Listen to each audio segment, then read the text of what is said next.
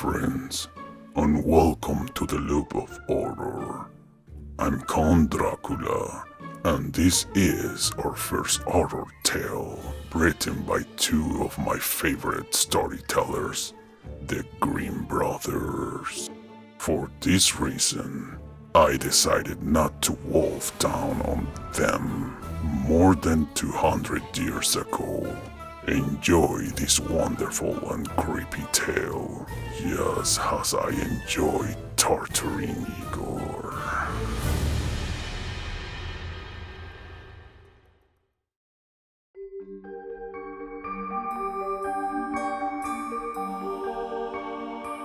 Even though the Brothers Grimm are known for their wonderful children's stories, the reality is these stories were adapted for them. However, the original version of these tales are so cruel and dark, they could very well make your skin crawl. Some stories were not made famous on Disney or in children's storybooks because they could not be re-edited without changing the nature of the story. A good example is the one that I am going to show you next. So get uncomfortable and turn off the lights, because this is The Devil and His Grandmother's Tale.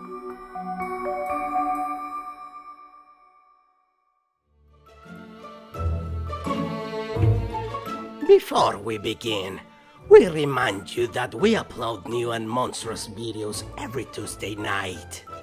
If you like this type of content, subscribe and activate the bell so you can get caught in this loop of horror.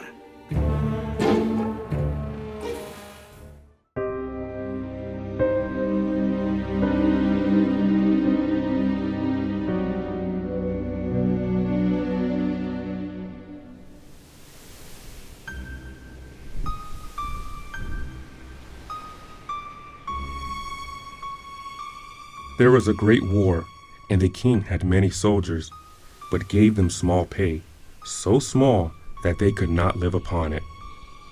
So 3 of them agreed amongst themselves to desert. One of them said to the others, "If we are caught, we shall be hanged on the gallows. How shall we manage it?" Another said, "Look at that great cornfield. If we are to hide ourselves, no one can find us.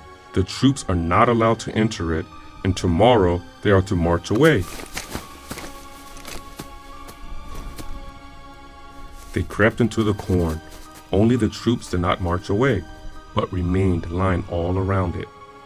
They stayed in the corn for 2 days and 2 nights, and were so hungry that they all but died. But if they had come out, their death would have been certain. Then they said, "What is the use for our deserting if we have to perish miserably here?"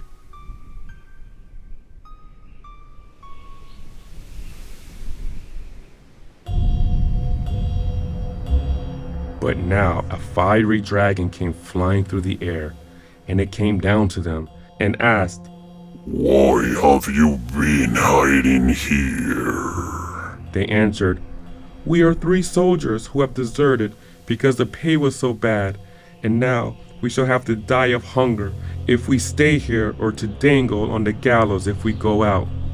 "If you serve me for 7 years," said the dragon, "I will convey you through the army, so that no one shall seize you." "We have no choice and are compelled to accept," they replied. Then the dragon caught hold of them with his claws, and carried them away through the air over the army, and put them down again on the earth far from it. But the dragon was no other than the devil.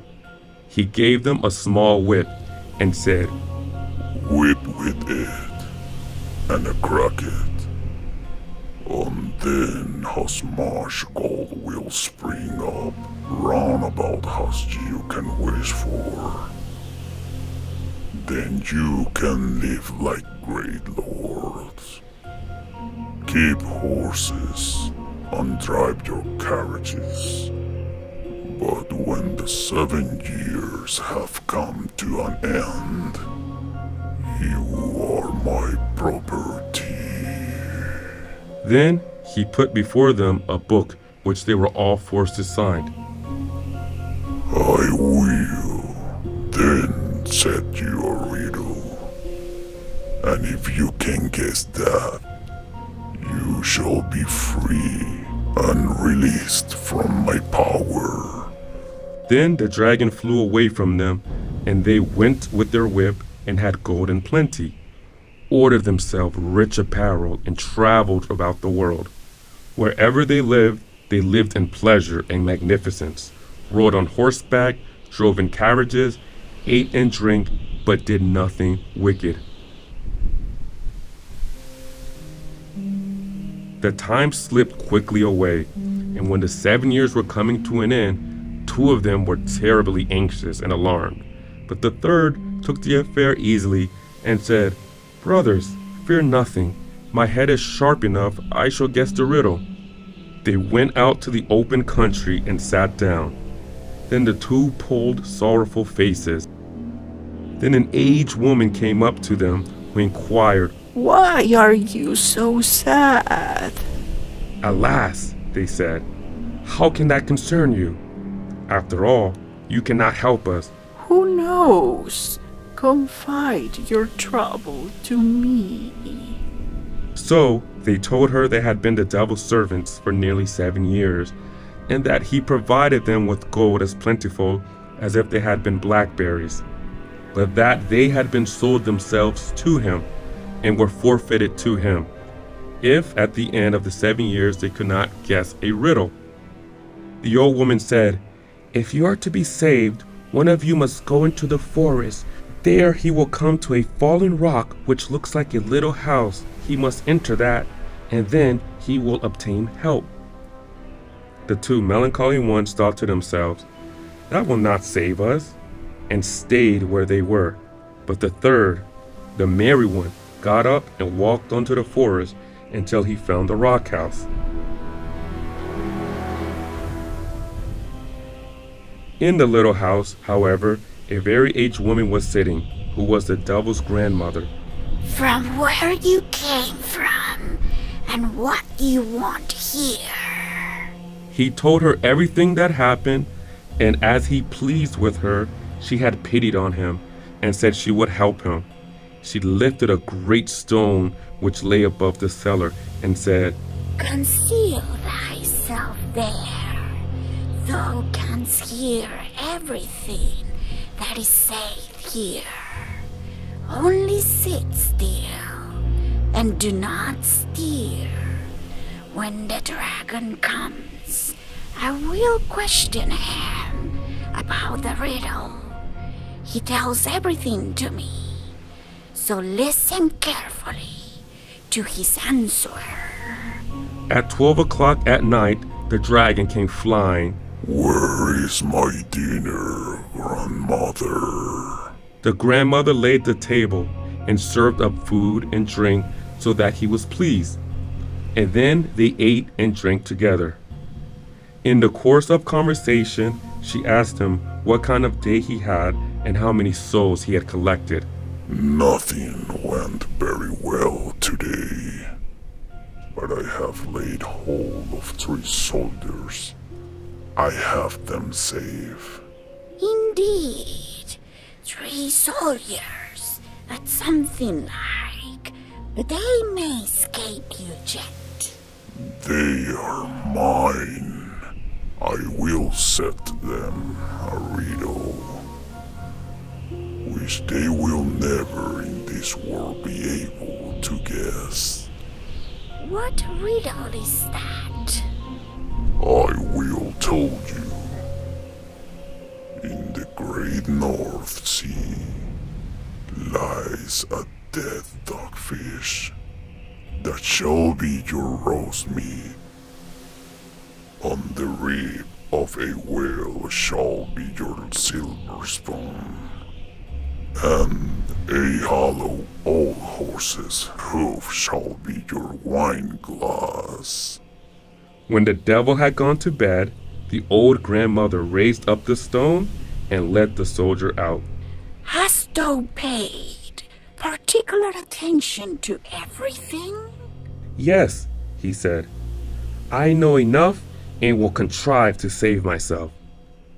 Then he had to go back another way through the window, secretly and with all speed to his companions. He told them how the devil had been overreached and how he had learned the answer to riddle from him. Then they were all joyous and of good cheer, and took the whip and whipped so much gold for themselves that it ran all over the ground.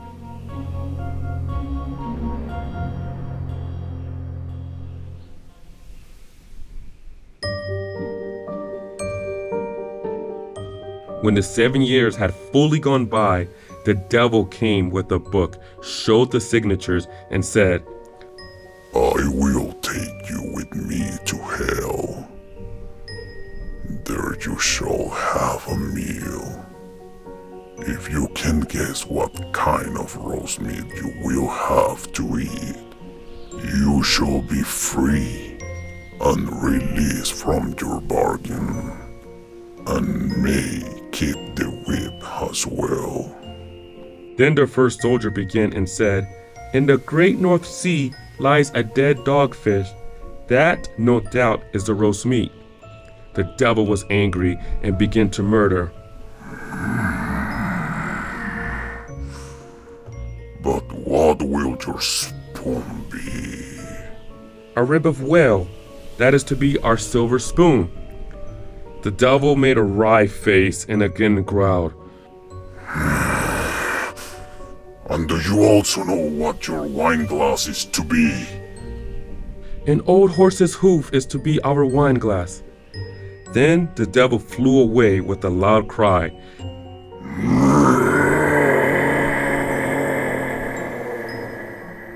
It had no power over them, but the three kept the whip, whipped as much money for themselves with it as they wanted, and lived happily to the end.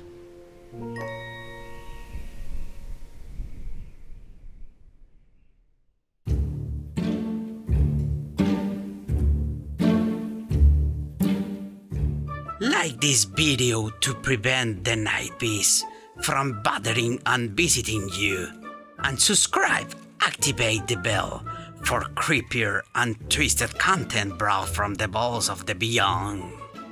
Remember that you can find unique content, information about our next videos, bases for our bizarre contest, and much more on our social media, found in the description. Do not hesitate and let yourself be caught by our loop of horror. Last but not least, if you were to meet someone who offers to fix your life, as if by magic, you might think that individual is an angel, we recommend you to think twice.